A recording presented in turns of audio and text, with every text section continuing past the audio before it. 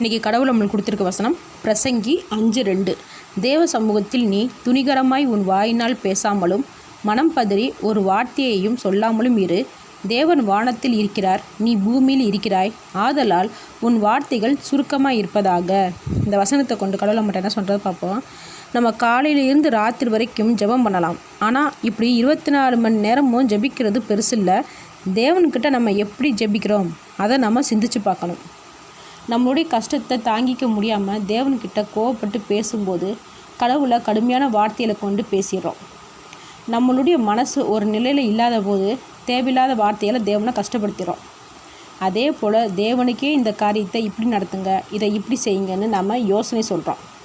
அது மட்டும் இல்லாமல் நம்மளுடைய ஜெபம் சுருக்கமாக இல்லாமல் தேவனுக்கு புரியாதுன்னு நினச்சி விரிவாக விளக்கமாக ஜெபம் பண்ணுவோம். இப்படி செய்கிறதுக்கு பேர் ஜெபமே இல்லை. இப்படி பண்ணுறது எதுவுமே சரியும் இல்லை. தேவன்கிட்ட நம்ம ஜெபிக்கும்போது நம்மளுக்கு எவ்வளோ வேதனை இருந்தாலும் நம்ம ரொம்ப பணிவாக தாழ்மையோடு பக்தியோடு நம்பிக்கையோடு தேவன்கிட்ட வேண்டுனா மட்டும்தான் தேவன் நம்மளுடைய வேண்டுதலுக்கு இறங்குவாரே தவிர அதிகாரம் பண்ணிவிட்டு கோவத்தோடு ஜெபம் பண்ணிவிட்டு தேவனுக்கு புரியாதுன்னு நினச்சி விரிவாக வேண்டிக்கிட்டு இருந்தால் ஒருபோதும் தேவன் நமக்கு இறங்கவே மாட்டார். ஆமேன்.